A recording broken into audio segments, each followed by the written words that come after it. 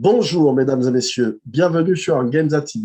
Ngenza TV qui est un nouvel espace médiatique qui est essentiellement dédié à la démocratisation du Gabon et à l'alternance politique au sein de notre pays. Ngenza TV est là pour dire la vérité aux Gabonais, vérité qui a très souvent été cachée aux populations gabonaises. Nous allons aller, durant l'ensemble de nos programmes, aller au fond des choses pour que chaque Gabonais soit conscient de la situation de notre pays et des perspectives qui s'offrent à lui.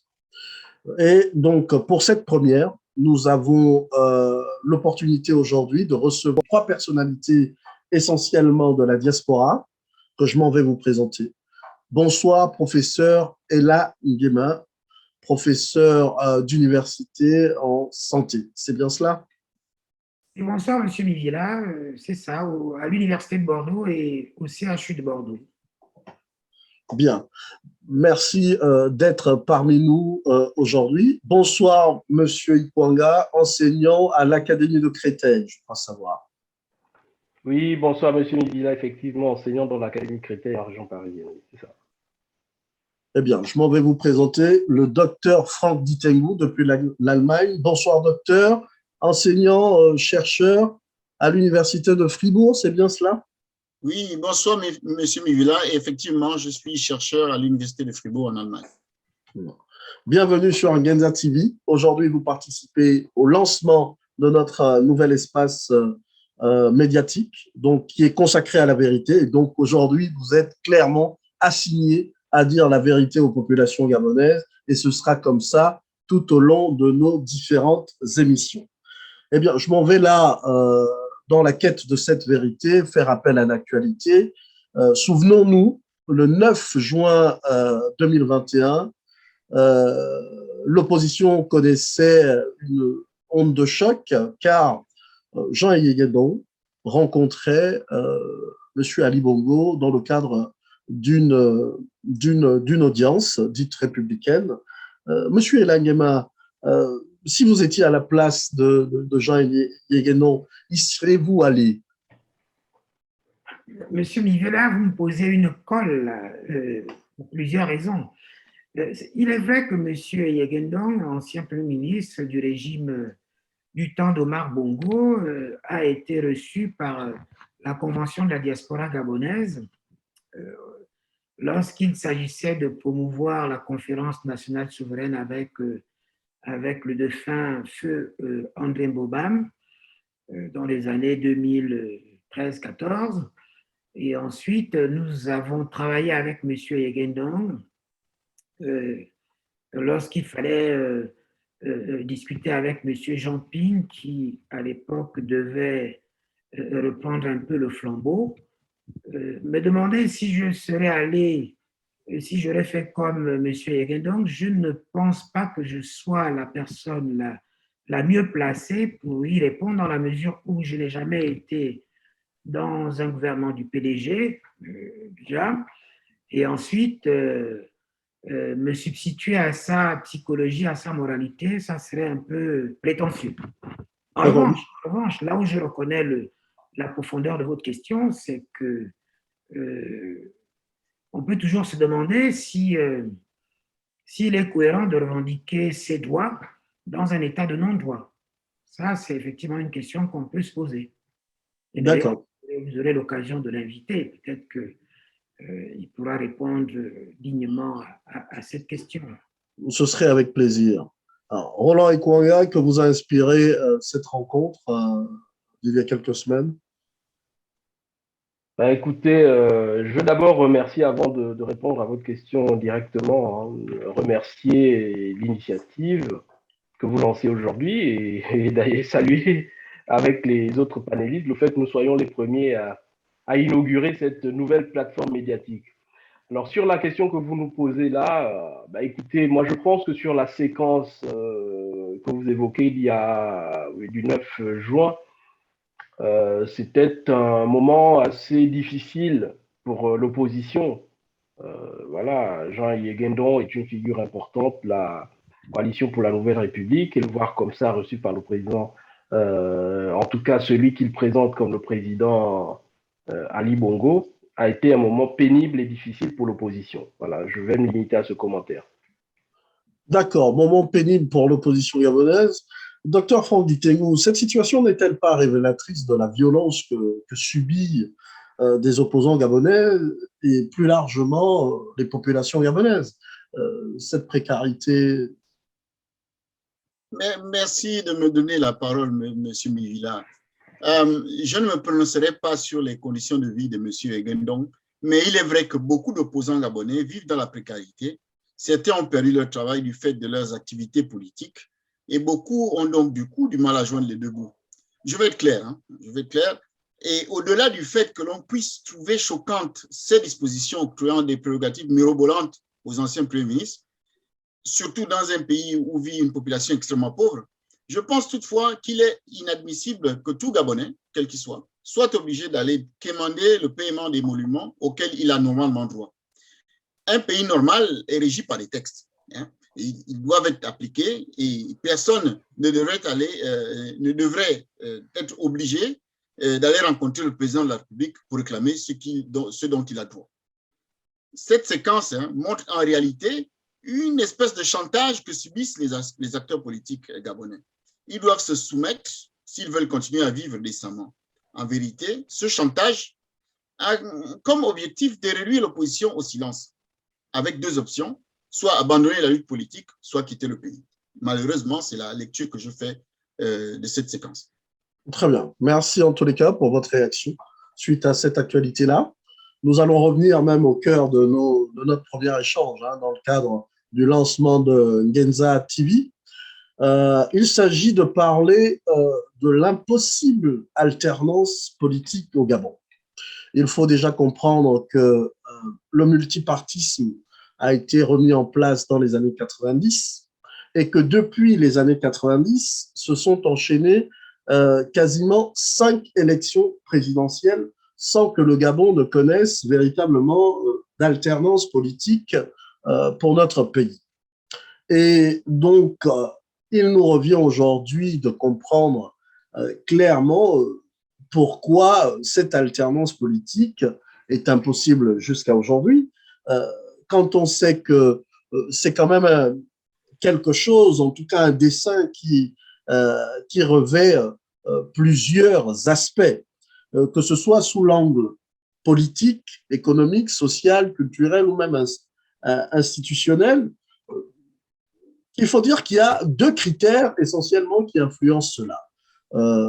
Et on l'entend de plus en plus dans les rues gabonaises, à savoir donc des critères et donc des influences intérieures et des influences extérieures. Souvent, on parle en termes d'influence externe, on parle de la France par exemple, et puis très peu parlent souvent des influences internes. Donc, au fil des semaines, ce que nous souhaitons ici à Ngenza TV, c'est de pouvoir suivre une trajectoire qui expliquerait, qui chercherait à comprendre pourquoi cette alternance-là est encore impossible. Et donc, je sais que la diaspora, sous votre leadership, il y a quelques mois, avait initié déjà ce travail-là à travers les assises. Et donc, aujourd'hui, les premières assises de la diaspora gabonaise. Donc, aujourd'hui, l'objectif principal est de pouvoir dépouiller la vérité sur ce qui incarne objectivement le système que nous combattons, d'une part, et de pouvoir, d'autre part, repenser, reconceptualiser les relations avec l'extérieur, avec la France, par exemple, sur une nouvelle vision bilatérale au profit des deux populations. Mais bon, trêve de bavardage, je m'en vais là d'entrée de jeu. Je me tourne vers vous, professeur Elangema. Finalement, 5 élections présidentielles après, la situation reste la même concernant notre pays. Selon vous, qu'est-ce qui bloque? Qu'est-ce qui empêche l'alternance politique de se réaliser? Vous voyez là, Monsieur Mivila, vous mettez le doigt sur une question fondamentale. fondamentale pour toute une nation et donc toutes ses composantes. Qu'est-ce qui empêche cette alternance? Avec le groupe auquel j'appartiens, avec lequel nous travaillons, et je suppose le même point de vue que le panel que vous avez bien voulu inviter, il y a deux choses d'après moi. Il y a d'abord la vérité, le manque de vérité entre l'État et les populations et le manque d'amour pour sa patrie, le manque d'amour des dirigeants par rapport à leur patrie.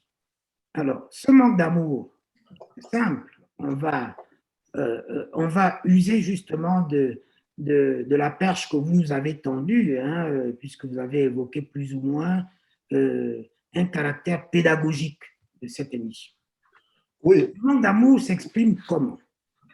Je ne sais pas si des gens qui ont dirigé ce pays ont pris un petit temps pour interpréter, pour observer ce qu'on appelle les armoiries de l'État gabonais, c'est-à-dire tout ce qui symbolise le caractère sacré, idéologique du Gabon. Par exemple, le sceau de la République. Le sceau de la République gabonaise, si vous l'observez, il est représenté par une mère qui allait un enfant, un bébé. C'est très fort, c'est très important. Pourquoi? Ça signifie tout simplement que cette mère qui allait son enfant représente la République. Elle représente la République. Elle nourrit ses enfants, les protège, les soigne, les éduque et veille à la permanence de leur bonheur. Donc, ceux qui représentent cet État-là, qui l'ont dirigé depuis un demi-siècle, est-ce qu'ils ont observé cette image, cet emblème? Non. Par manque d'amour patriotique, premièrement. Deuxièmement, si je reviens un peu sur cet emblème, vous savez, c'est le cachet. Chaque fois qu'il y a un document officiel, qu'il y a un engagement de l'État, du gouvernement, du chef de l'État, on met ce cachet symbolique, emblématique, qui est très important. Il valide l'engagement des dirigeants par rapport aux perspectives du pays. Donc là, ils ont failli. Il n'y a pas d'amour. Ils n'ont jamais eu d'amour pour leur patrie. Le deuxième point, c'est le mensonge. Un mensonge, pourquoi? Parce que la vérité est occultée, la vérité n'est pas au cœur des relations entre l'État et les populations. Et c'est pour ça d'ailleurs que je trouve originale votre émission qui nous appelle au courage de vérité. Nous dire ces vérités-là en face, sans complexe, de manière constructive. Donc, si on peut retenir deux éléments importants, ce manque d'alternative, pour ma part, c'est le manque d'amour patriotique et le manque de vérité entre les populations et l'État qui les dirige. Très bien. Pour une introduction, c'en est une. Mais, professeur Elangema, souvent on parle d'accaparement du pouvoir. Comment vous voudriez que les Gabonais et ceux qui connaissent le Gabon comprennent bien cette notion d'accaparement? Parce que souvent, on vous a suivi, vous parliez de cet aspect-là, d'accaparement de pouvoir par une certaine caste. Est-ce que vous saurez là être plus explicite? Oui, tout à fait. C'est pour ça que le caractère pédagogique de votre émission est fondamental. Déjà, il faut comprendre l'historique du leadership politique du Gabon depuis les années 68. Pour ce faire, nous avons préparé un petit diaporama qui va essayer d'illustrer cette évolution du leadership politique. J'invite les auditeurs ici à regarder, à suivre, parce que souvent la mémoire visuelle est celle qui est la plus opérationnelle, la plus opérante. Voilà, donc sur ce graphique que vous voyez ici, schématiquement représenté par une ligne horizontale qui représente les années, c'est-à-dire que depuis la naissance du PDG à nos jours, et en ordonnée, c'est-à-dire que la verticale, l'influence politique des gens qui ont souvent tenu les rênes de ce pays. Alors, le sigle de pourcentage est désigné de façon juste pour essayer de montrer l'influence de ces dirigeants-là sur les populations, sur le plan politique. Donc, les valeurs ici, ne les retenez pas de façon absolue, mais c'est pour visualiser l'impact. C'est-à-dire, quand on est autour de 85 et 95%, vous comprenez que c'est un poids, c'est une influence importante sur les populations. Alors, la ligne verte que vous voyez à 85%, elle est horizontale, c'est-à-dire constante. Elle représente en fait les dignitaires du PDG. Dignitaires du PDG avant les années 2000. Donc la ligne est pleine. Et avant ces années-là, c'est-à-dire que depuis 68 à 71, tout leader politique qui s'exprimait dans le sens de l'opposition était assassiné. Il était tout simplement assassiné. Il disparaissait de la circulation. Pourquoi? Si vous pouvez revenir un tout petit peu en arrière, s'il vous plaît, monsieur. Voilà. Je vous en prie.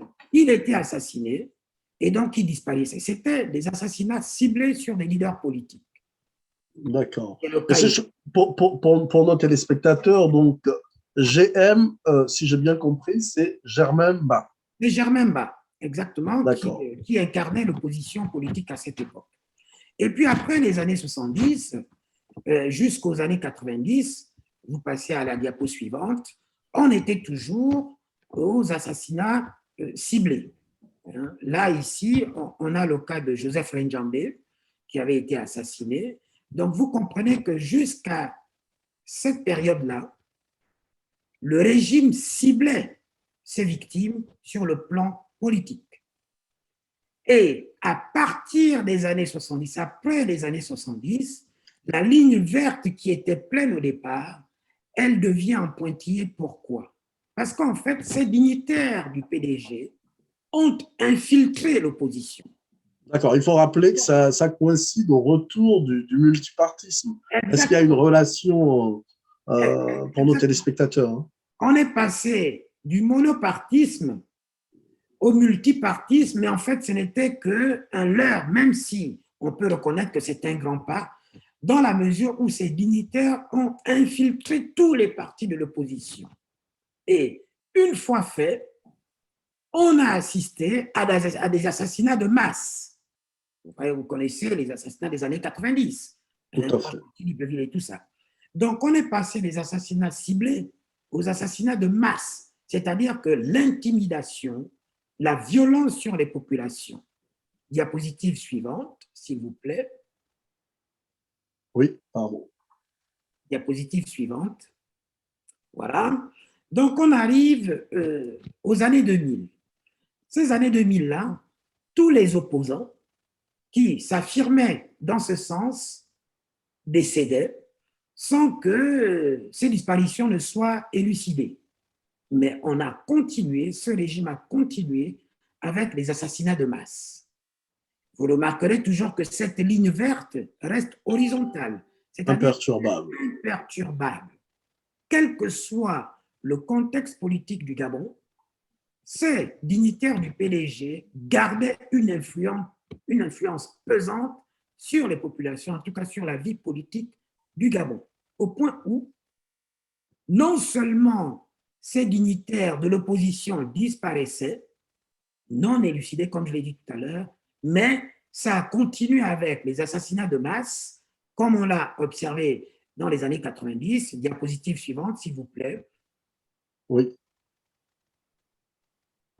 Voilà. Pardon, nous en sommes.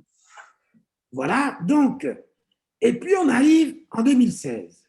En 2016, voici Jean Ping qui s'illustre aussi dans l'opposition, qui gagne, comme les autres, les deux précédents, les élections présidentielles. Et là, on assiste à quasiment un bis repetita, mais qui n'est pas accompli, on va dire. C'est pour ça que vous voyez la courbe redescendre avec la flèche et les 3 points d'interrogation qui interpellent tous les Gabonais en se disant la courbe qui a précédé, on a vu jusqu'où elle est partie. quel est le sort que ce régime réserve à celui que les Gabonais ont élu en 2016, puisque nous sommes quand même à 5 ans de cette élection-là, sans que le peuple gabonais ne soit reconnu pour sa pour le choix souverain, pour son choix souverain, d'élire celui qu'il veut voir conduire son destin. Donc, et on assiste à une infiltration à nouveau, ou plutôt à une émergence d'une nouvelle génération du système. C'est celle qu'on a appelée la génération relais, qui n'est rien d'autre que la progéniture de ces dignitaires du PDG. Si vous regardez le terrain politique aujourd'hui, ceux qui occupent, on va dire, le pignon politique, mais non seulement ces anciens sont toujours là, mais leurs enfants, leurs fils et filles sont en train de... Aucun espace ne semble se dégager pour d'autres générations politiques au Gabon. Eh bien, les assassinats de masse se sont encore manifestés en 2016. Tout à fait. Nous connaissons la liste des martyrs pour vous dire que cette ligne horizontale verte, imperturbable, reste imperturbable. Et très certainement, nous devions avoir davantage d'acuité sur cette schématisation du leadership politique au Gabon. D'accord. Merci en tous les cas, professeur Elanglema, pour ces graphiques très explicites. Donc, est-ce à dire que finalement, le fonctionnement en fait de l'État gabonais, du pouvoir gabonais, de l'État hein, surtout, est très particulier dans notre pays? Bien entendu, M. Migila. L'État gabonais fonctionne comme un modèle d'État unitaire. Hein. Un État unitaire est caractérisé par une centralisation absolue des leviers du pouvoir. Centralisation absolue des leviers du pouvoir.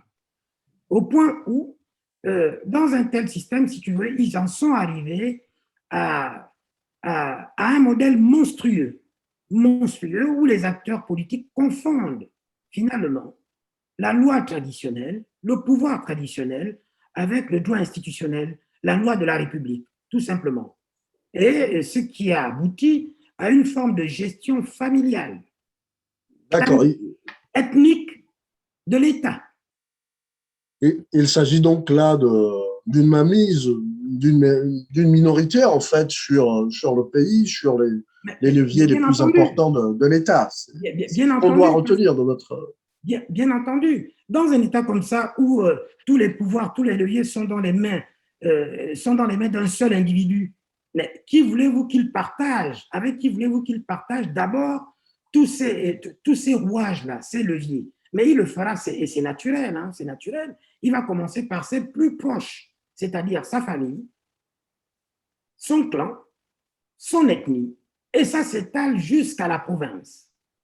Et pour donner l'impression de partager ce pouvoir, il va associer à sa façon de gérer des fantoches, c'est-à-dire des membres des autres provinces en leur distribuant des petits cadeaux, c'est-à-dire on nomme un premier ministre fantoche par-ci, un vice-premier ministre par-là, un vice-président par-ci, alors qu'en fait, la réalité est tout autre.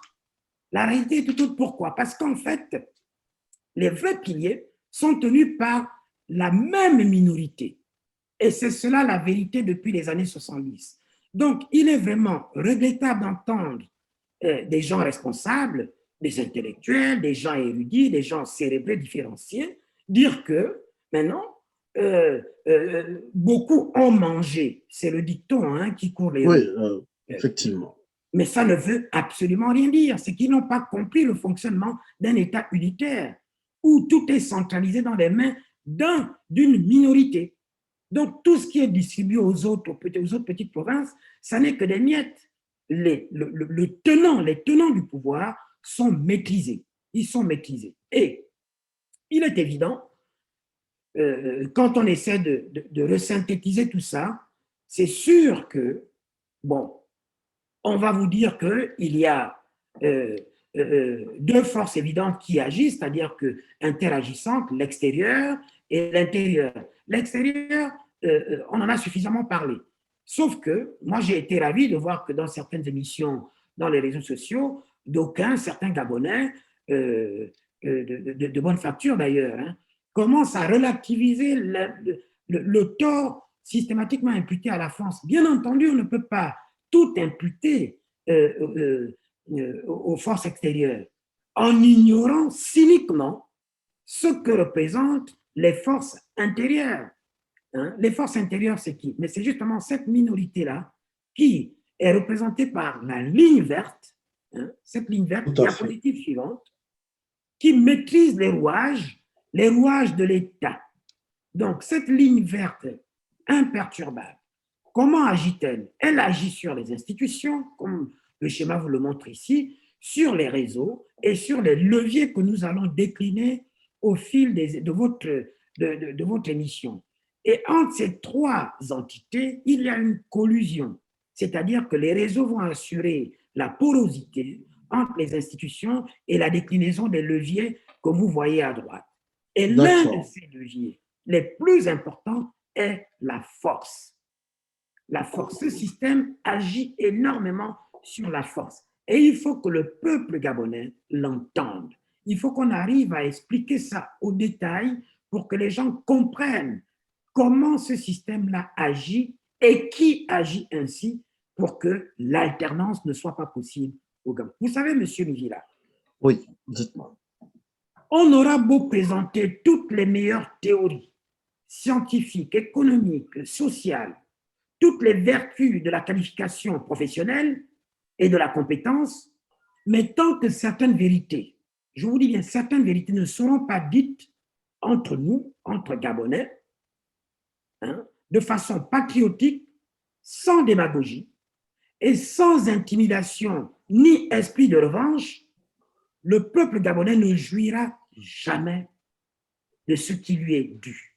Parce justement, professeur Elagema, occulter les vrais leviers qui permettraient cette alternance-là. Donc, commençons d'abord par comprendre les rouages de l'État gabonais.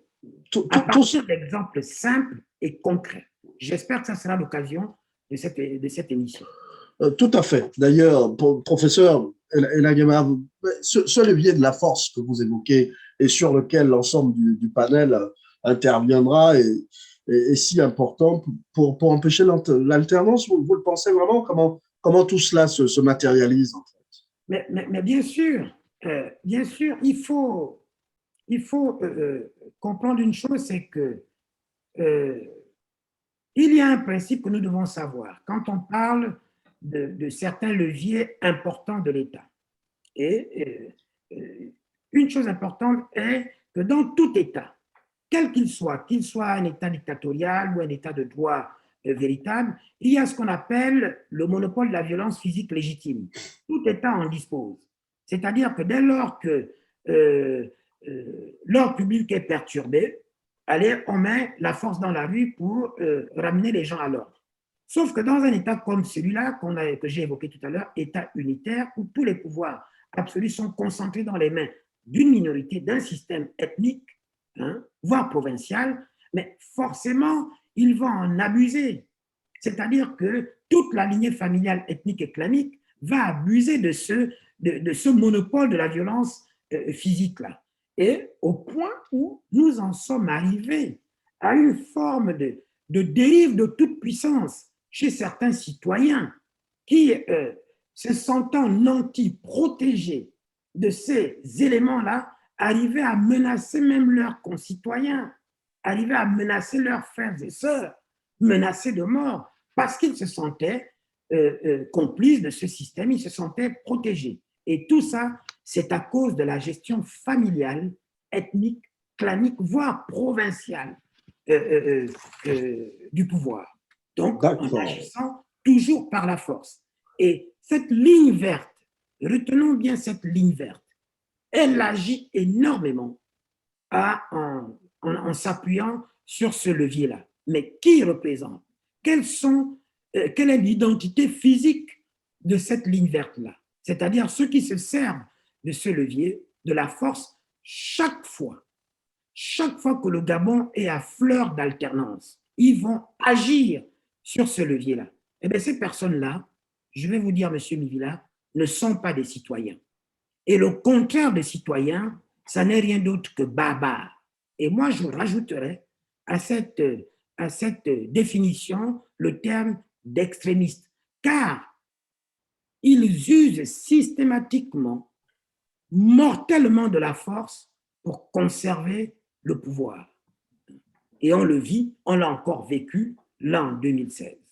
Donc c'est pour ça que j'espère que l'un de ces premiers leviers, qui est la force, autour de cette table, nous allons davantage éclairer les Gabonais pour qu'ils comprennent que toutes les perspectives qu'on aura à partir d'aujourd'hui, l'économie, le social, les routes, l'hôpital, oui, ce sont des classiques.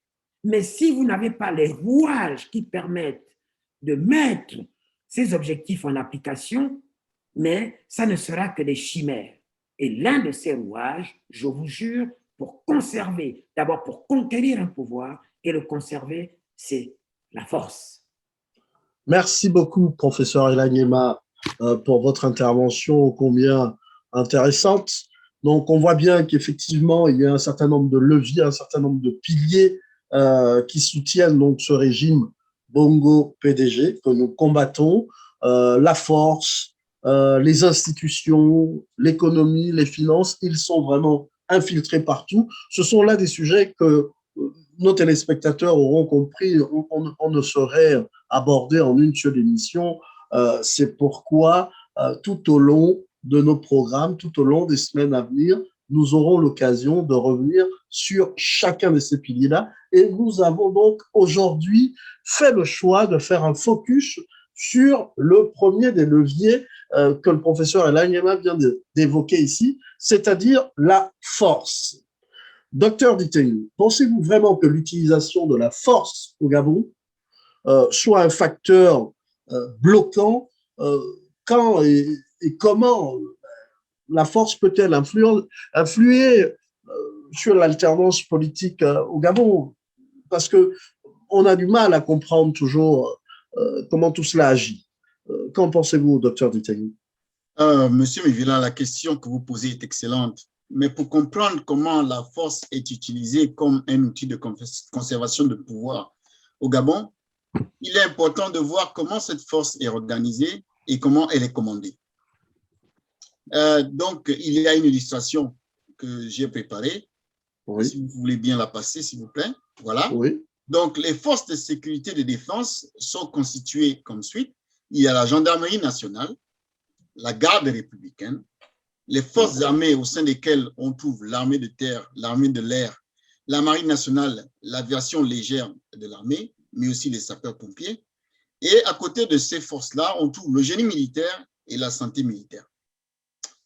Tel que présenté ici, ces forces ne posent pas vraiment problème, mais sont associées à ces forces, à ces corps, des sous-unités telles que, donc si vous pouvez avancer. Oui, bien sûr, pardon. Telle que la Direction générale de la contre-ingérence de la sécurité militaire, l'ex-B2, ce qu'on appelait le B2 à l'époque, oui, dont l'objectif officiel est de faire du renseignement à des fins de défense du territoire. Mais cette unité s'illustre surtout plus dans l'intimidation des opposants que dans la protection du territoire. C'est le cas aussi de la Direction générale de la recherche, donc la DGR, qui est connue tristement au Gabon comme la championne des kidnappings et des détentions extrajudiciaires des opposants. Il y a beaucoup d'opposants qui ont été arrêtés, jetés dans des trous et qui sont sortis et qui ont raconté les péripéties qu'ils ont subies, les pressions ainsi que les tortures qu'ils ont subies dans ces prisons-là. Il y a la Direction générale de la documentation et de l'immigration, la DGDI, l'ex-CEDOC. L'ex-CEDOC, ici, utilise la délivrance des passeports comme une arme contre certains opposants.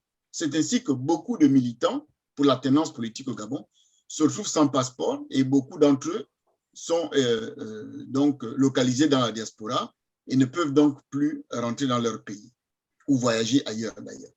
On trouve aussi la police de l'air et des frontières qui s'est illustrée récemment par des arrestations arbitraires d'opposants lors de leur arrivée au Gabon. Ce n'est pas Landy Ami à Washington qui me démentira. Tout à fait. Mais aussi en empêchant à certains opposants de quitter le pays. Et Jean Ping en a fait les frais aussi. Enfin, on trouve la brigade anticriminalité. Elle a été dénoncée comme ayant participé à des assassinats.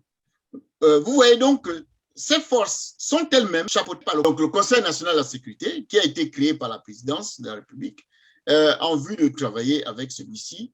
Et au-dessus de ce Conseil national de la sécurité, on trouve la présidence de la République. C'est donc le président qui donne les orientations qui sont suivies par la suite par ces forces de sécurité et de défense. Vous avez vu que j'ai marqué la garde républicaine. Effectivement, la GR, la fameuse GR. La fameuse GR. Pourquoi? Cette garde républicaine occupe une position particulière au Gabon parce qu'elle est la mieux équipée et la mieux entraînée. Il s'agit d'une armée au service du président, donc elle porte en elle, et c'est ça le problème, et on va en parler tout à l'heure, elle porte en elle les germes d'une armée privée, voire ethnique, tant elle est dominée, comme vous allez le voir, par les ressortissants de la province dont est originaire le président de la République.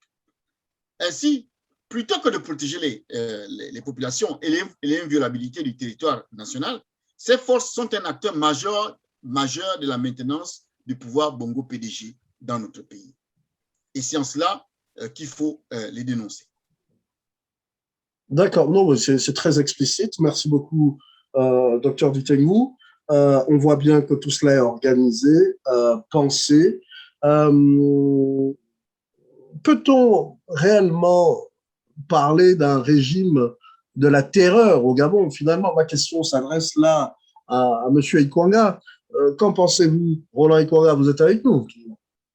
Oui, je suis là, je vous écoute très attentivement parce que c'est une question très, très importante qui est abordée ici.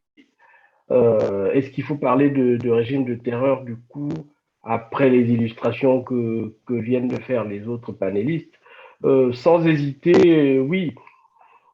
Oui, on a bien là le sentiment que le pouvoir, le régime qui gère le Gabon depuis 5 décennies déjà, s'appuie sur la terreur, justement, illustrée de la façon dont on vient de le faire brillamment, pour se maintenir au pouvoir.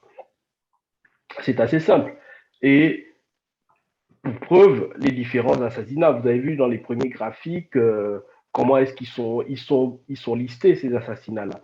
Et d'ailleurs, on peut trouver la façon dont le régime a inscrit cette terreur-là dans des scènes que certains d'entre nous, en tout cas de notre génération, ont pu observer justement au moment de la gestion de Bongo Père. Vous vous souvenez très bien des exécutions du poteau Orlando. La terreur s'inscrit dans l'esprit des Gabonais à partir de ce moment-là. C'est-à-dire que, outre la traque des assassinats ciblés visant des populations, le régime des Bongo s'est appuyé aussi sur le spectacle de la mort pour inscrire effectivement la terreur dans l'esprit des Gabonais. C'est-à-dire qu'en exécutant de façon ouverte, publique, en invitant, et surtout en invitant les compatriotes à assister à ces exécutions publiques-là, ce régime inscrivait dans l'esprit des Gabonais l'idée que quiconque s'opposerait à lui en subirait de telles conséquences. Donc, je pense c'est assez insidieux comme ça, ou ça peut paraître insidieux, mais c'est ainsi que progressivement, le régime des Bongo a inscrit l'idée de terreur dans la gestion du pays. Bien sûr, il y a eu une ouverture politique à partir de 1990, mais vous savez tous très bien que cette ouverture politique vers le multipartisme ne s'est pas faite sans conséquences. Et jusqu'ici, même 30 ans après, cela reste un combat parce qu'il y a à côté ou en face de ceux qui combattent honnêtement pour l'alternance politique au Gabon, un régime qui s'est appuyé sur effectivement la force et la terreur. C'est ainsi qu'il faut le regarder. Vous avez d'ailleurs ici une illustration qui a été faite et qui montre bien comment est-ce que le régime s'appuie sur cet aspect de terreur pour inscrire la peur dans l'esprit des Gabonais. Effectivement, de Germain Ba aux assassinats d'août 2016, combien de martyrs, combien de personnes, combien de personnalités politiques, anonymes, citoyens pouvons-nous déplorer dans le combat pour l'alternance au Gabon? Les menaces faites aux compatriotes vivant à l'étranger. Donc, vous voyez, tout ça est fait pour inscrire, et quand je dis est fait, je parle bien au présent, parce que, effectivement, c'est un processus qui continue. Tout ça est fait pour continuer à inscrire dans l'esprit des Gabonais, dans l'imaginaire des Gabonais, l'idée que ce pouvoir s'appuie sur la terreur, sur la force pour pouvoir se maintenir. Donc voilà. C'est ainsi que moi je décris sans hésiter l'idée de terreur dans le régime des Bongo. Voilà, vous avez là donc, en gros, si on vous suit bien, M. Ikwanga, vous parlez là de terreur de masse. Donc, est-ce à dire réellement que il y a des morts dans toutes les provinces au Gabon? Quelle est votre position par rapport à tout cela? Non. L'idée de terreur de masse ne signifie pas que les compatriotes sont tués massivement dans toutes les provinces du Gabon. Je rappelle d'abord qu'au Gabon, le Gabon, c'est 9 provinces. Hein. C'est 9 provinces. Mais à partir du moment où le régime, pour se maintenir à un moment donné, à la suite d'élections, de contestations démocratiques, souvent à l'issue d'une élection qui aura été frauduleusement gagnée, les populations se mettent dans les rues, contestent, ce qui est tout à fait démocratique. C'est tout à fait démocratique. À partir de ce moment-là, à partir du moment où le régime, en guise de réponse, s'appuie sur les forces militaires, policières, miliciaires même, pour œuvrer ou assassiner, comme nous l'avons vu en 2016, les populations, ça devient des assassinats de masse. Et où est-ce qu'on a vu agir ainsi le régime des Bongo? On l'a vu essentiellement dans 2 provinces sur 9. Celle de l'Estuaire, où se trouve la capitale Libreville, et celle de l'Ogooué-Maritime, où se trouve la 2e principale ville du pays, Port-Gentil, qui est la ville pétrolière, la capitale économique, comme on dit souvent. Donc, à partir du moment où le régime agit sur ces 2 provinces-là, qui représente de façon embryonnaire... Justement, ma question est là, monsieur Ikwanga. Quelle est de votre point de vue les raisons pour lesquelles ces 2 provinces sont ciblées? Finalement, vous parlez de Port-Gentil, Libreville, les 2 capitales du pays. Parce que sociologiquement, c'est assez simple. À partir du moment où le régime va cibler massivement des concitoyens dans ces 2 provinces-là, elle a la certitude de faire des dégâts, entre guillemets, en tout cas de toucher physiquement, symboliquement, moralement, quasiment toutes les familles, ou du moins de nombreuses familles dans notre pays. Parce qu'on sait bien qu'à Libreville et Port-Gentil, tout le pays est représenté.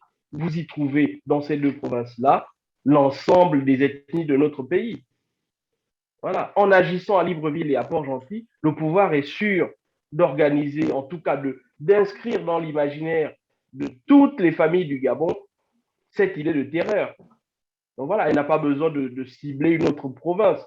Libreville, Port-Gentil, en tout cas ces 2 villes qui représentent ces 2 provinces estuaires et Ogooué-Maritime, suffisent. À partir du moment où elle a touché les populations dans ces 2 régions-là, elle est sûre de faire des dégâts, en tout cas symboliques, et qui restent longtemps dans l'imaginaire des populations, l'ensemble des populations gabonaises. D'accord, je vous remercie, M. Ikwanga. Alors, professeur Elangema, pour continuer dans le débat, parce qu'on a bien compris, on commence à comprendre clairement comment s'organise la force, la répression au sein de ce régime-là. Et finalement, vous pensez que ces assassinats soient directement imputables à la famille régnante au Gabon? Je pense qu'à partir de ce que vient de dire monsieur le docteur Ditengou tout à l'heure, abondé par ce que vient de dire monsieur Ikwanga, on peut se poser une question très simple, c'est-à-dire que qui tient ces différentes instances de sécurité de l'État qui usent de la force? Tout à fait. Qui les représente? Eh bien, invitons tous les Gabonais à investiguer sur la représentation de ces différentes instances eh bien, on a essayé de faire ce travail-là, on vous le présentera tout à l'heure. De toute façon, une armée dominée par une ethnie, un clan, est un problème dans une république ou dans un État qui veut prospérer. Parce que forcément, il y aura un déséquilibre dans la gestion des contraintes qui doivent amener ce pays à évoluer, c'est-à-dire à changer. Donc, à vivre une alternance telle qu'elle est souhaitée par les populations. Donc, par exemple, tout état de droit véritable, hein, quand il y a des situations de ce genre-là, c'est-à-dire que des assassinats, des pertes d'hommes au cours d'une élection qui est prétendue démocratique, il y a un principe simple hein, que respectent les États de droit. C'est le respect de la hiérarchie des normes. Et ce principe-là permet de remonter justement la chaîne des responsabilités. C'est-à-dire que quand les populations manifestent dans la rue et qu'il y a un tir d'armes à feu et qu'un citoyen en succombe, mais normalement, on doit pouvoir remonter jusqu'à la source, c'est-à-dire jusqu'au donneur d'ordre de cette action, de cet acte-là. Eh bien, dans un état de droit véritable, ça ne pose pas de problème. Hein, ça ne pose pas de problème pour que les populations sachent s'il s'agit d'une bavure, hein, une bavure, c'est-à-dire un acte abusif des forces de l'ordre, auquel cas la sanction doit y passer, ou alors s'il s'agit d'un acte justifié, donc de légitime défense. Mais vous voyez que si on était dans un état de droit, il n'y aurait pas besoin d'avoir recours aux instances judiciaires internationales. Comme on a vu des dossiers être constitués, envoyés dans toutes les instances hors Gabon, en dehors du Gabon, en dehors de l'Afrique. C'est la preuve que justement nous ne sommes pas dans un état où le droit est exercé comme dans une république respectable. Pire, monsieur Migila, c'est de constater que certains complices, directs ou indirects, de ces actes-là, odieux, se prévalent aujourd'hui, avec arrogance d'ailleurs, hein, d'être dépositaires de la morale politique, sans même la moindre repentance. Je vous ai évoqué tout à l'heure que, avec cette dérive de toute puissance, se sentant appartenir à une famille, à un clan, à une ethnie qui tient ses pouvoirs absolus, certains citoyens se sont sentis capables, l'outrecuidance de menacer d'autres citoyens avec une arme à feu. Hein? Et l'exemple que je vous cite là, mais il peut s'évaluer à l'échelle de toute cette armée, puisque cette armée-là est quasiment exclusivement occupée, représentée par des ressortissants d'une même province, comme l'a évoqué tout à l'heure le docteur Diteng. Vous voyez, oui. C'est dramatique. Pour une république, c'est dramatique. Justement, à ce niveau, moi, je vais mettre les pieds dans le plat. Docteur Diteng, pensez-vous que, mais vraiment, hein, pensez-vous que seuls les soldats de cette province-là tirent sur d'autres Gabonais? Quelle est votre opinion par rapport à cela? Monsieur Mivila, ce serait mensonger de dire que les assassinats sont commis exclusivement par des ressortissants du Haut-Ogooué. Ce serait un mensonge et une faute. Mais tout de même, imaginez-vous, demain matin, il y a une marche qui se dirige vers la présidence de la République et que la garde républicaine tire sur la foule. C'est de la fiction. Oui. Mais si l'armée, c'est-à-dire si la garde républicaine est composée majoritairement de soldats du Haut-Ogooué, la probabilité d'avoir un tir provenant des soldats du Haut-Ogooué augmente énormément. Pourquoi je dis cela? Je dis cela non pas pour incriminer les personnes du Haut-Ogooué, mais pour revenir sur ce que disait le professeur Elangema tout à l'heure, c'est-à-dire qu'il est dangereux d'entretenir dans un pays dit démocratique, un pays dans lequel encore récemment, celui qu'on nous a qu'on présente comme Ali Bongo, aime parler du vivre ensemble. Quand on vit ensemble dans un pays, on est placé à la même enseigne. Donc, ce n'est pas sain, dans un pays qui se veut moderne, d'entretenir une armée comme ça. Si les assassins potentiels peuvent appartenir à toutes les provinces, les donneurs d'ordre viendront nécessairement de cette province. C'est clair comme l'eau de roche. Et vous le verrez tout à l'heure, vous comprendrez pourquoi nous insistons là-dessus. Très bien, merci beaucoup, Dr Ditengu, pour vos explications. Donc, cela dit, professeur Elangema, qu'est-ce qui vous fait dire, parce que ça transpire dans vos interventions différentes, qu'est-ce qui vous fait dire que l'armée, les forces armées gabonaises sont ethnicisées, régionalisées? Comment vous pouvez étayer vos propos par rapport à tout cela? Est-ce que vous le pensez réellement? Oui, tout à fait. C'est pour ça que j'ai repris mot pour mot ce que vous disiez tout à l'heure sur cette émission qui se veut d'être pédagogique, hein, au sens vraiment propre du terme, parce qu'il faut qu'on apprenne à donner aux Gabonais des éléments, des choses factuelles, quantifiées, pour qu'ils comprennent réellement les enjeux auxquels ils se livrent et comment il faut agir. Pour ce faire, nous avons préparé un diaporama qu'on vous présente dans la foulée. Diapositive, et voilà. Non, vous revenez s'il vous plaît, voilà. C'est-à-dire qu'un travail qui a été fait par des sociologues sur place, hein, en collaboration avec certains membres de la diaspora. Donc, ils ont fait une recherche bibliographique pour nous livrer ces éléments que vous avez devant vos yeux.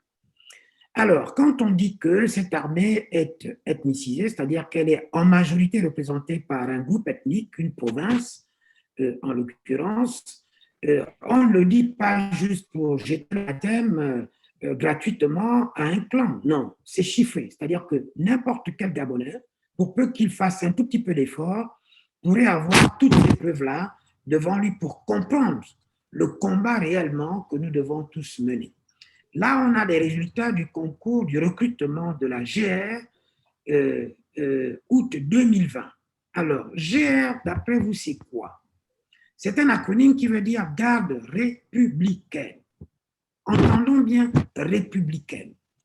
Et si je vous renvoie à l'image de l'armoirie que je vous ai évoquée tout à l'heure, c'est-à-dire l'emblème de la nation, où on a cette mère allaitant son enfant, le protégeant, le faisant grandir, le nourrissant, l'éduquant, on comprend que république, c'est quelque chose de très important. Par conséquent, ce corps-là devrait être représenté de façon, équitable entre les 9 provinces. Sauf que qu'est-ce que nous voyons là? Regardez par exemple dans le rang des hommes, dans le groupe des hommes de rang, c'est-à-dire les soldats, la masse de la garde républicaine. On voit ici que sur 530 soldats, nous avons quasiment plus de la moyenne, c'est-à-dire 58% représentés, recensés dans une seule province. C'est-à-dire que plus de la moitié des fantassins que nous avons là, en tout cas des représentants de l'ordre, pas des fantassins, des représentants de l'ordre, de la sécurité, est recruté dans une seule province parmi les 9. Quel est le Gabonais qui peut nous dire ici que c'est normal? Quel est le Gabonais qui peut nous dire ici que c'est une inspiration de la République? Quelle est cette façon de protéger, de défendre, de représenter la République quand on sait qu'une garde républicaine est représentée à plus de 58% par une seule province? Est-ce que dire ça, c'est jeter l'anathème de façon inappropriée à une province, à une ethnie, à un clan ou à une famille? Chers compatriotes, je pense que non. Maintenant, regardons le volet, le groupe des sous-officiers. Sous-officiers, vous savez bien ce que ça veut dire en tant que pouvoir pour un sous-officier de commander les 58% des soldats qu'on vient d'évoquer tout à l'heure. Eh bien, dans ce groupe de sous-officiers, sur 74, par exemple, nous avons le tiers qui est représenté par une seule province. C'est-à-dire que les donneurs d'ordre sur les 530 qu'on a vus précédemment sont représentés par le tiers de l'ensemble venant d'une seule province. Or, nous avons 9 provinces. Nous avons plus d'une soixantaine de groupes ethno-linguistiques. Quel est le critère objectif qui influencerait que le tiers de ce groupe de sous-officiers soit recruté dans une seule province, vous aussi, entre nous. Et on veut parler de république, on veut parler de démocratie. Non. Ces vérités-là doivent être exprimées, exposées au vu de tous les Gabonais, sans discrimination la moindre. C'est la vérité que vous voyez là. Diapositive suivante, s'il vous plaît. Pardon. Voilà. Faisons un focus sur le commandement de cette GR et la DGDI, comme nous l'a présenté tout à l'heure, la déclinaison de toutes ces instances-là par le docteur Ditengu. Bien. Quand on regarde le camembert de gauche, on voit bien que le commandement en chef de la garde républicaine est représenté à 90%, chers compatriotes, 90% par les ressortissants d'une seule et même province. D'une seule et même province. Quel équilibre, quelle objectivité, quelle perspective voulez-vous donner à un pays qui est représenté de cette manière-là quand on parle de sécurité?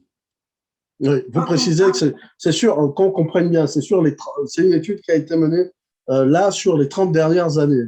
Donc, 90%, donc 9 fois sur 10, voilà. le commandant en chef de la GR est originaire donc d'une seule province. En l'occurrence le Haut-Togo. Autant pour moi, effectivement, 9 fois sur 10, le représentant de cette institution-là, de cette structure de force, de sécurité, est représenté par un ressortissant de la même province. Mais où est l'équité là-dedans? Où est l'objectivité? Vous pouvez donc vous imaginer que lorsque le Gabon est à fleur d'alternance, lorsque les populations légitimement, démocratiquement manifestent leur mécontentement par rapport aux résultats déclarés par la Cour constitutionnelle, que nous aurons aussi l'occasion de disséquer ultérieurement, vous comprenez que le donneur d'ordre, qui fera agir sur la force, 9 fois sur 10, viendra de la même province. Et si son intention, puisque nous l'avons démontré, puisque sa vocation, sa conviction, c'est de conserver le pouvoir, vous comprenez bien que rien n'y fera. Les populations seront terrorisées, elles seront massacrées, comme on l'a vu depuis le début, depuis les années 90, parce que justement, tout ça est confisqué par une même conviction, une même tendance, venant d'un seul et même lieu. Et quand on regarde le camembert de droite, c'est-à-dire que la Direction générale de la documentation et de l'immigration, on a exactement la même répartition qui est inéquitable, qui est non anti-républicaine. Plus de 87%. C'est quasiment les mêmes proportions. Pardon? Ce sont quasiment les mêmes proportions. Là. Ce sont quasiment les mêmes proportions. Or, le docteur Ditengu, tout à l'heure, vous a défini les prérogatives, le pouvoir de cette instance-là, qui est la DGDI. Oui, c'est un organisme de renseignement. Et vous savez que pour maîtriser le pouvoir, on maîtrise le renseignement. Le renseignement est le substratum de base pour constituer un pouvoir politique dans un pays. Dès lors qu'on le tient 9 fois sur 10, vous comprenez bien que l'alternance qu'évoquent des intellectuels, des hommes politiques, c'est du vent. Tant que ces rouages-là, nous ne les regardions pas, nous n'en discutions pas de façon objective pour les démocratiser. Les démocratiser. Avant d'aller aux futures élections, en 2000, je ne sais pas combien, ces points-là doivent être discutées sans complexe entre nous, Gabonais, pour dire que non, une armée qui comporte 10 personnes de commandement, 9 ne peuvent pas ressortir d'une même province. Ce n'est pas possible. Une armée qui comporte 100 soldats, s'il vous plaît, 58 soldats ne peuvent pas ressortir d'une même province. Il y aura forcément un déséquilibre quand il s'agira de gérer la force à appliquer sur les manifestants. C'est de ça dont nous devons d'abord parler, chers compatriotes. Tous les hommes politiques, les intellectuels, tout ce que vous voulez, ces fondamentaux-là, si nous ne les mettons pas sur la table, je crains que nous soyons en train d'alimenter des illusions, des chimères, en parlant de programme économique, équité, projet gagnant-gagnant. Non, tout ça, avant ces fondamentaux-là, ça ne servira à rien. D'accord. Merci beaucoup, professeur. Donc, nous avons bien compris cet aspect-là. On voit aujourd'hui qu'il y a effectivement une provincialisation, une ethnicisation donc de la chaîne de commandement de nos forces armées et particulièrement de la garde républicaine. Puisqu'on a clairement vu la démonstration que vous avez, que vous venez d'effectuer, hein, qui montre que toutes ces institutions militaires sont tenues, n'ayons pas peur des mots, par des ressortissants, des ressortissants du Haut-Ogooué. Mais je vois déjà poindre là un certain nombre de questions. Docteur Ditengou, est-ce une cabale, n'ayons pas peur des mots, contre le Haut-Ogooué, contre les Alto-Govéens, parce que je vois déjà comment on pourrait recevoir une certaine opinion des sujets qui sont loin d'être tabous, qu'il faut évoquer puisque nous sommes sur la chaîne de la vérité. Est-ce que vous allez en cabale contre les Alto-Govéens? Monsieur Mivila, parler de cabale vis-à-vis des Alto-Govéens serait faire preuve d'une malhonnêteté intellectuelle aggravée. Parce qu'il ne faut pas se mentir, il ne faut pas mentir aux Gabonais. Vous savez, moi, je ne suis pas un va-t-en-guerre. Et tous autour de la table ici, nous ne sommes pas des va-t-en-guerre.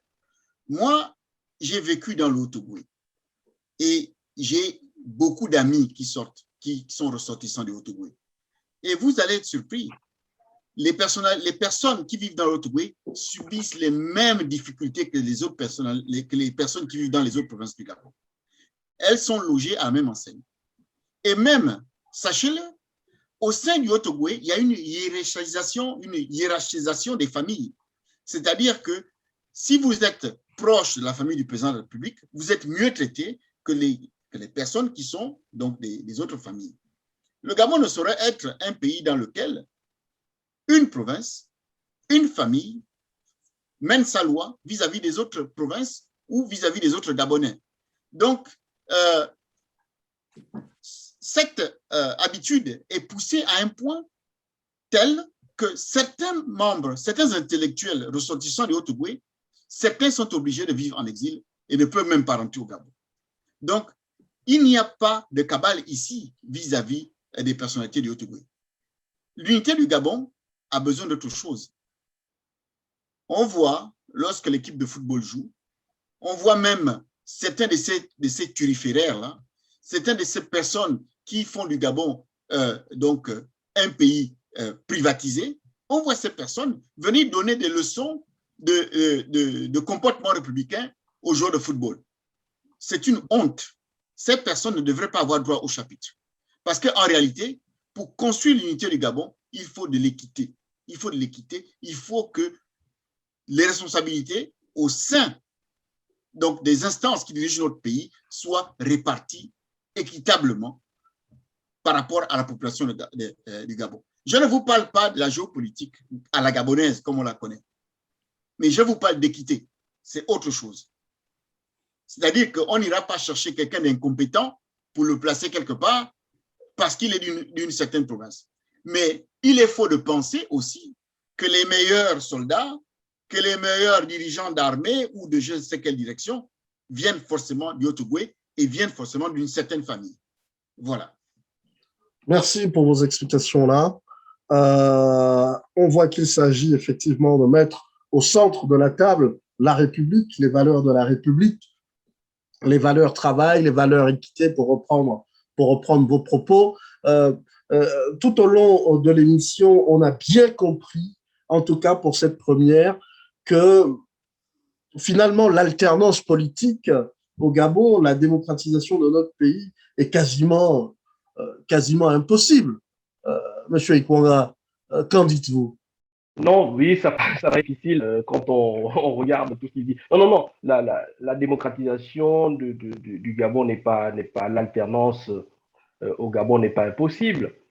Si tant est que les acteurs politiques d'aujourd'hui se dièrent, ceux qui continuent d'occuper le terrain, si tant est qu'ils s'appropriaient les thématiques ou les questions que nous évoquons ici aujourd'hui. C'est-à-dire qu'il en va d'ailleurs de leur responsabilité. Quand on s'engage à être sur la place publique, sur la place politique, en tout cas à concourir à des élections, quelles qu'elles soient, c'est-à-dire régionales, présidentielles ou législatives, il est du devoir du citoyen qui s'engage, des partis politiques notamment, de présenter vis-à-vis de leur population tous ces débats-là, toutes ces questions-là. La question de la force politique, la force militaire, pardon, ne doit pas être une question taboue au sein des organisations politiques, voire même syndicales.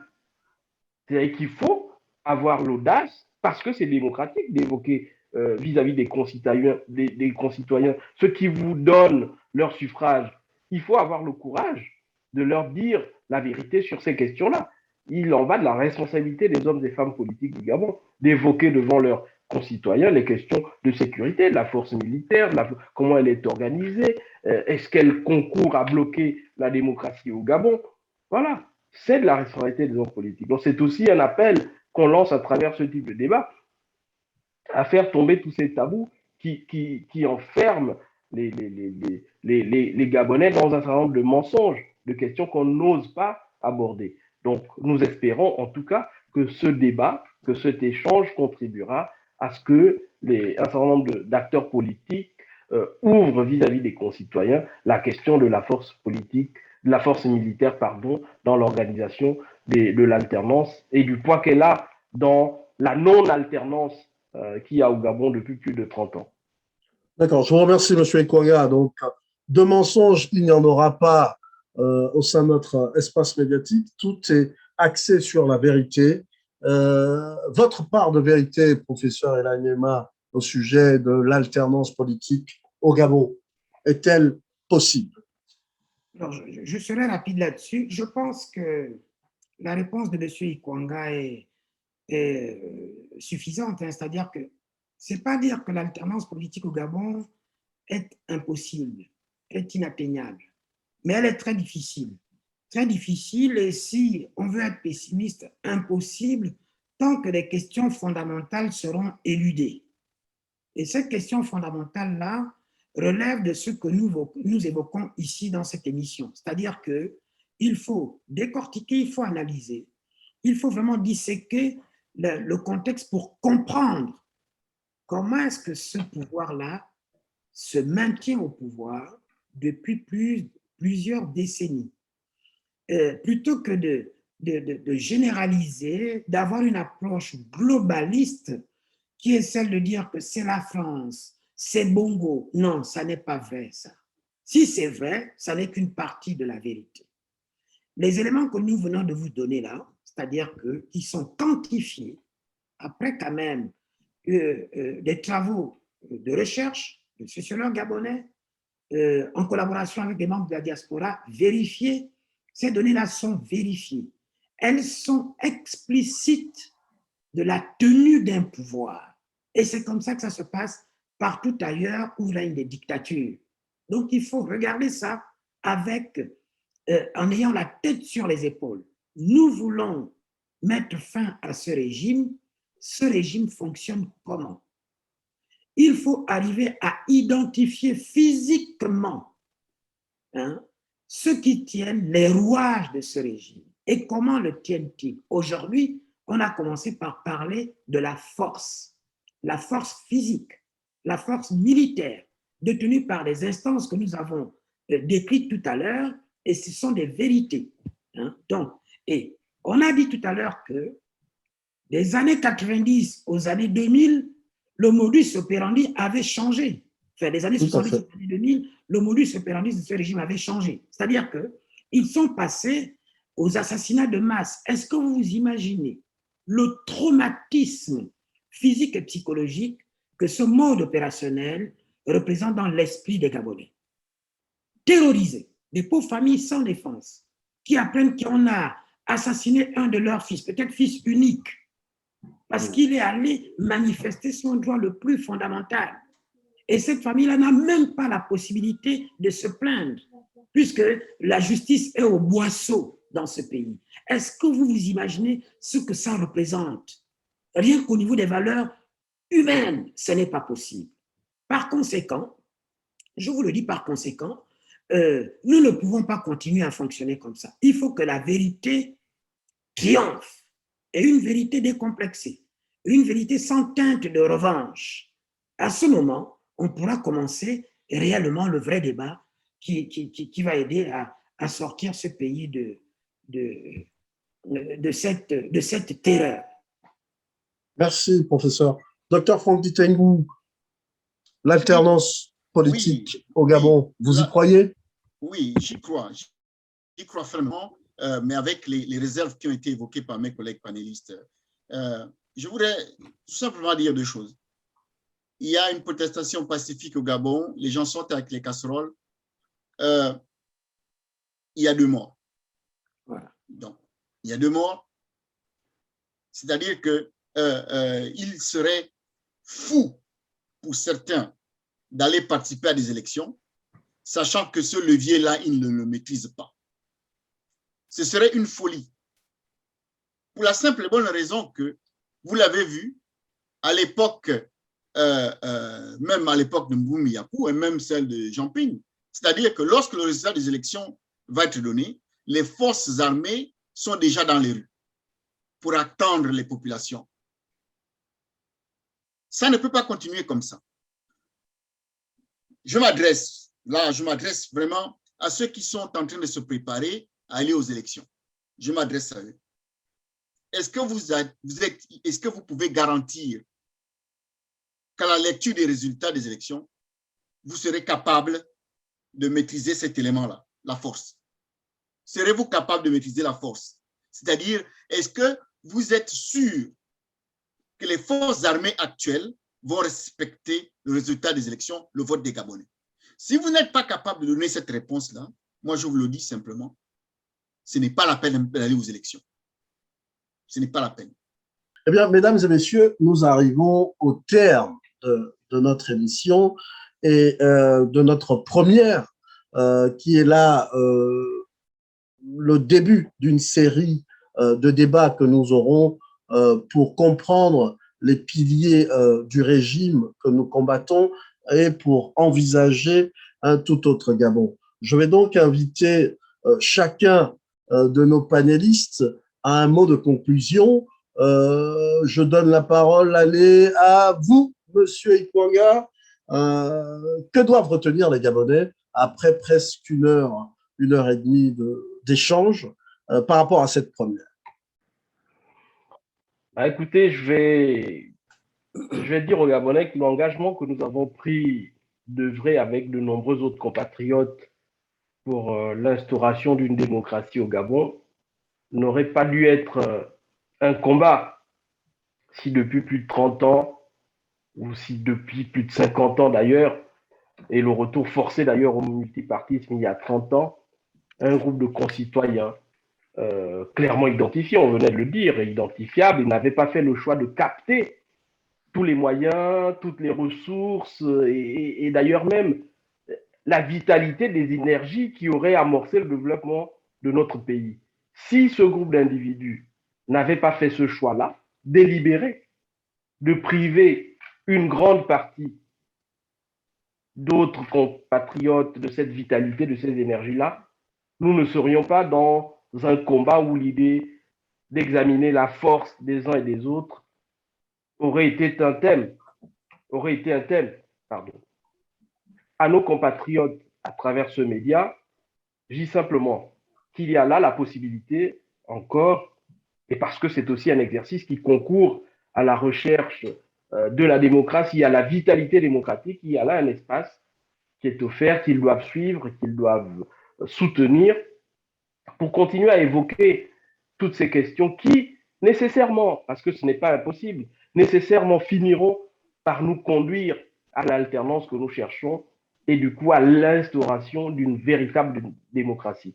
Parce que la démocratie ne s'instaure pas après autant d'années de régime unique, de parti unique. La démocratie ne peut pas s'installer sans alternance politique. D'abord une alternance et ensuite la démocratie. Donc voilà. Et c'est ce à quoi je veux inviter la majorité des responsables politiques gabonais à avoir le courage de mettre sur la table ces questions-là qui sont parfois difficiles, mais qui ne doivent plus être tabous. Et nous en aurons d'autres d'ailleurs, comme viennent le dire les autres panélistes. Voilà. Merci à vous. Franck Ditengou, votre mot de fin. Je pense que l'émission là que nous venons de faire ensemble est une émission qui va compter parce qu'elle a osé pour la première fois aborder un sujet connu des Gabonais, hein, mais un sujet que les Gabonais préfèrent ignorer ou préfèrent regarder à côté parce qu'on pense que d'aborder ce sujet-là va faire naître des relents de tribalisme dans la population. Non, ce n'est pas vrai. C'est parce que nous n'en parlons pas que ce type de sujet-là peuvent amener des problèmes dans notre pays. Nous devons en parler. Nous devons en parler non pas pour stigmatiser tel ou tel groupe ethnique ou telle province, mais pour prévenir de choses qui se sont passées dans d'autres pays, notamment au Rwanda, où on a vu l'ethnie Hutu s'acharner sur les Tutsis et d'autres minorités afin de conserver le pouvoir. Nous ne voulons pas que ce genre de choses arrive dans notre pays. C'est pour cela que j'appelle tous les responsables politiques à tenir compte de ce que nous venons de dire là, de telle sorte que chacun sache que tous les actes ont des conséquences et que le moment est venu de travailler pour notre pays, mais pas de travailler contre notre pays. Je vous remercie donc, M. Mivila, pour cette première émission et j'attends avec impatience la suite des événements. Merci. Merci à vous, Dr Ditengou, depuis l'Allemagne. Professeur Elangema, votre conclusion au terme de ce premier débat. Oui, merci M. Mivila pour cette initiative hein, qui est vraiment louable. Et je félicite mes collègues sur le plateau pour leurs brillantes interventions argumentées d'éléments quantifiés et vérifiables. Monsieur le docteur Ditengou vient de dire que ça ne se passe pas qu'ailleurs, que chez les autres, de tels drames. Et si on peut anticiper par une intelligence collective les drames qui se sont produits dans d'autres pays, faisons-le. C'est pour ça que cet appel solennel à tous les acteurs politiques du Gabon, qu'ils soient de l'opposition ou du pouvoir en place, est profond. C'est un appel patriotique. Parce que devant tout, et quel que soit le contexte ou l'épreuve, il faut que nous le sachions. Il faut avoir l'amour de son pays. Et l'amour de son pays passe par le courage de se dire des vérités, en se regardant en face, autour d'une table, avec un fond de paix, de reconstruction, c'est-à-dire une capacité de résilience, une capacité de reconstruction pour qu'effectivement le pays se relève. On le dit pourquoi? On le dit parce que tous ceux qui ont été légitimement élus par les Gabonais n'ont jamais été investis au pouvoir. C'est dire quoi? C'est dire que finalement, le peuple gabonais n'a jamais été reconnu comme souverain. On ne peut pas parler de république. Et que tous ceux qui se sont maintenus au pouvoir ont toujours procédé par ce levier-là, qui est le levier de la force physique, la violence, en tuant à l'arme lourde leurs compatriotes. Est-ce ça un État démocratique? Est-ce ça une république? On ne tue pas pour être élu, pour conquérir un pouvoir. On ne tue pas pour diriger un peuple. C'est paradoxal. Vous voulez diriger un peuple que vous massacrez en même temps. Non, c'est un contresens total. Et c'est pour ça que peut-être nous devons commencer à réfléchir sur des garde-fous à partir des éléments qu'on vous a évoqués tout à l'heure, c'est-à-dire cette répartition inéquitable des représentants des forces de l'ordre. Pourquoi ne pas, par exemple, instaurer un système de quotas dans le recrutement des effectifs de ces corps de sécurité? On instaure un quota, on l'inscrit dans la loi fondamentale en disant que voici le nombre de groupes ethno-linguistiques qui existent au Gabon. Quand on fait un recrutement pour assurer la sécurité, l'ordre dans le pays, ben on ne peut pas avoir 80%, 50% ou un tiers ressortissant tout simplement d'une seule province. Non, ça n'est pas républicain. Et le docteur Ditengou l'a évoqué tout à l'heure, ça n'est pas la peine de spéculer, de se projeter sur des élections, des échéances futures, à court, moyen ou long terme, si ces fondamentaux-là ne sont pas abordés de manière constructive. Donc, l'objectif ici, en tout cas de mon intervention, c'est de lancer cet appel de lutte contre une politique de gestion ethnique du pouvoir instaurée depuis les années 70. Et surtout, chers compatriotes, je ne veux pas que vous pensiez qu'il s'agisse ici d'incriminer toute une province. Pas du tout, pas du tout. Mais de situer l'origine d'un problème national sérieux dans une famille, un clan, voire dans une province. Parce que c'est la vérité. Nous venons de le démontrer par des chiffres. C'est de ça dont il s'agit. Par conséquent, chers compatriotes, chers amis du Gabon, vous qui aimez le Gabon, ce n'est pas un combat de vengeance. Pas du tout. On ne peut pas parler de vengeance dans une république, dans un État, dans une nation. Non. Il s'agit d'un combat pour la justice républicaine, afin que la concorde triomphe dans l'esprit de chaque Gabonais et chaque Gabonaise. Voici le message que j'avais à donner pour cette première édition de votre émission, Monsieur Mivila. Je vous en remercie.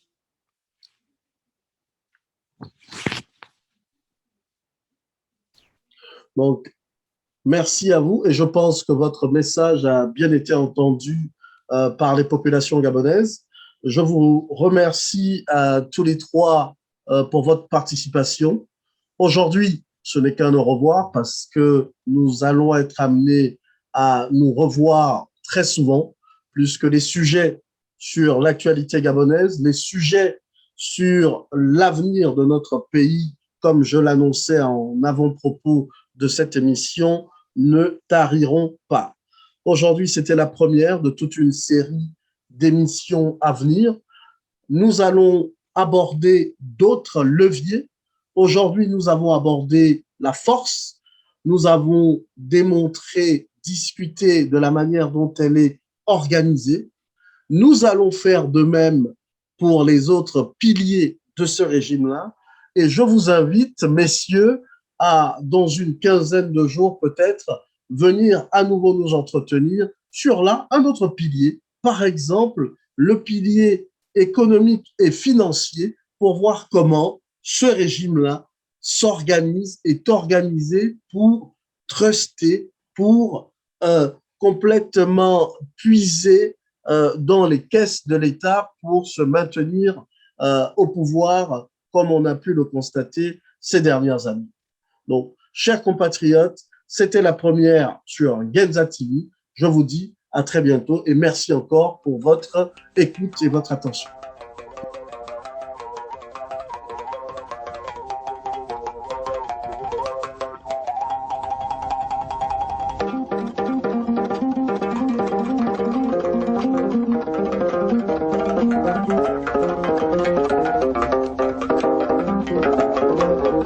Merci.